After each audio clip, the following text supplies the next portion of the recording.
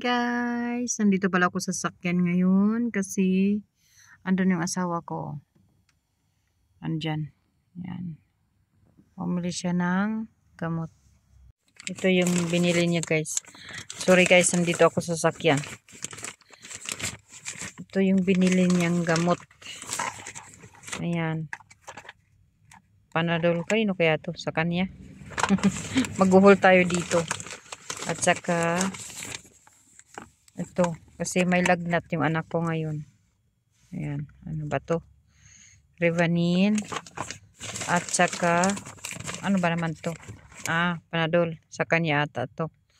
Bumalik naman siya doon kasi pinapalitan ko sa kanya yung pang-allergy niya. Dito pala ako guys. I-prepare na ako guys ng pang soup niya. Prepare na natin dito.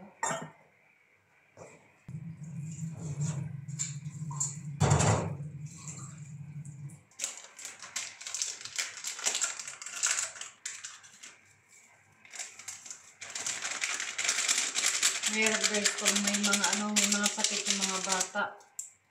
Mahirap silang pakainin. Yung anak ko, gusto niya ng pagkain. Pero pag may sakit yan, hindi talaga yung kumakain. Ito lang. Soup. Kaya nilutuan ko yung gusto niya para lang may laman yung tiyan niya. Pagdating ko pala kanina, hindi ko pala na videoan. Pagdating ko kanina may lagnat siya. Kasi sinundo ako ng asawa ko. Siya lang naiwan. Kaya pagdating ko, mainit siya. Kaya binigyan ko pa agad siya ng gamot.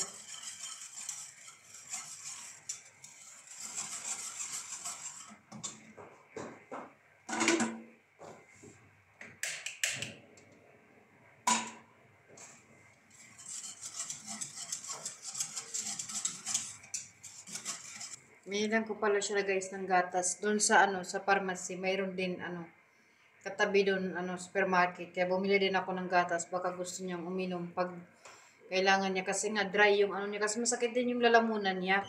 Kapon kasi, ganito yun eh. Kapon kasi sinama ko siya sa trabaho kasi yung tatay niya nagpagawa siya ng nagpaayos siya ng sasakyan.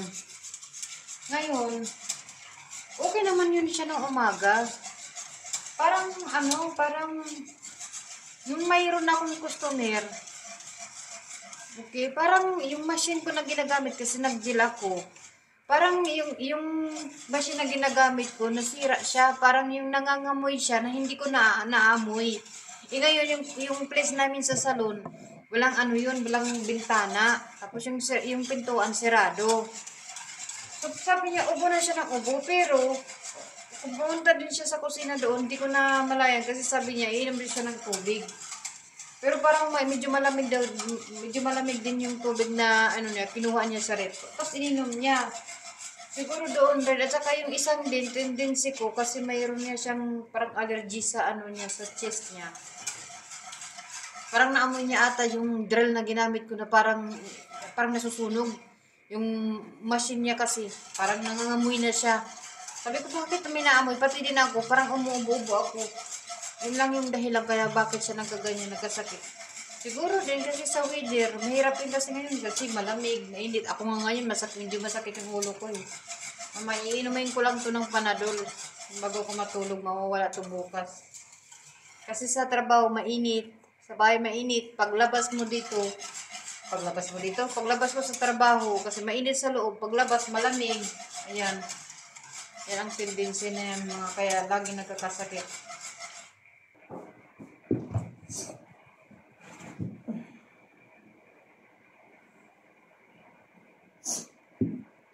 Guys, bigyan natin siya ng gamot.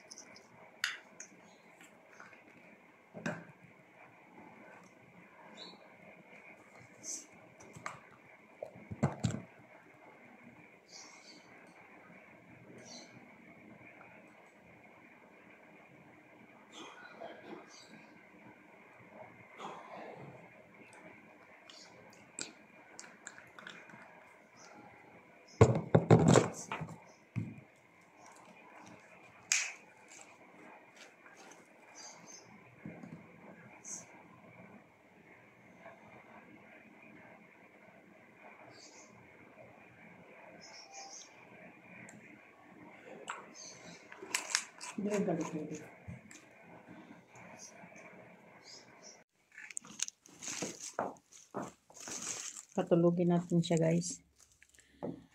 Kasi kailangan niya magpahinga.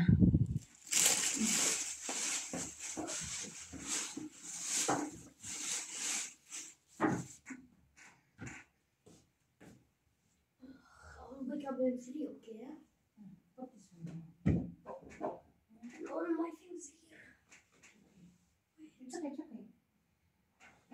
You don't have that. شكري Nothing. خلاص خلاص keep it there. because I feel myself like finish the vomit more good.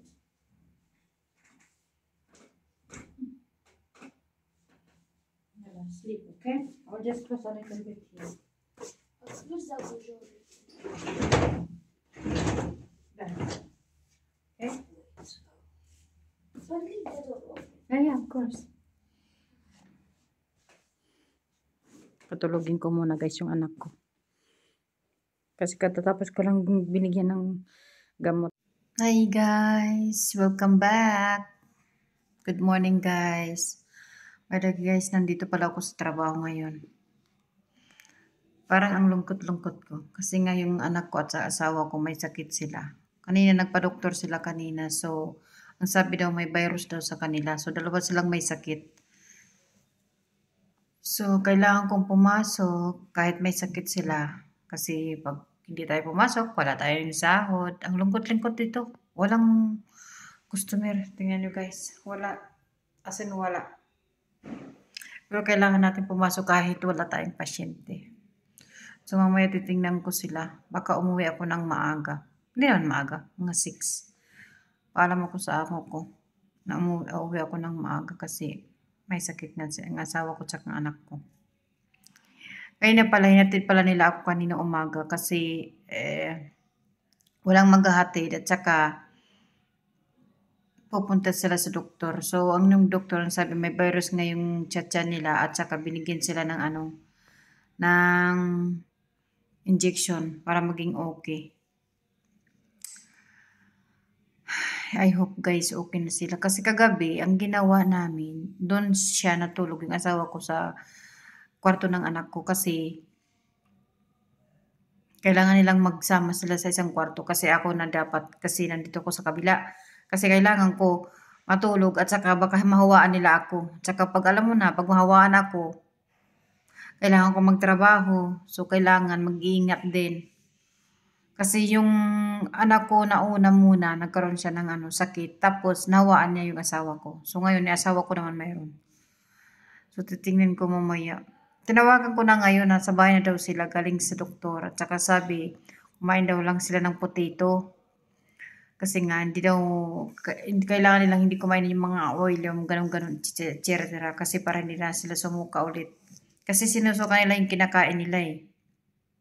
So ngayon, tinawagan ko, binigyan daw sila ng injection at saka kumain daw sila ng potato boiling. Yun lang daw ang kakainin nila ngayon. So, tutingnan natin mamaya.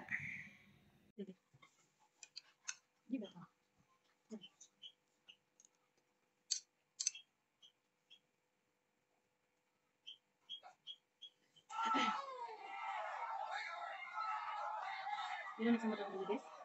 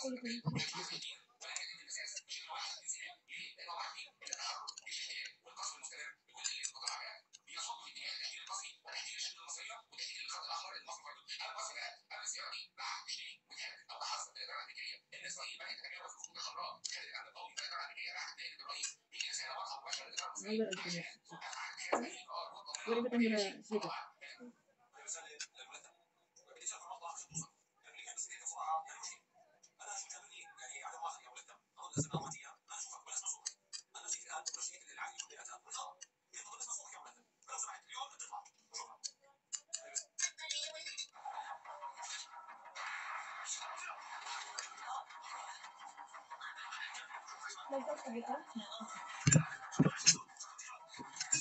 Guys, ang kain siya ng buka na yun. Hindi na lang siya. Naghanap ng kanin sa kasalan. Nagawa ko ng sipay ng isip. Nagay kong kain. Paano kakain siya? Kasi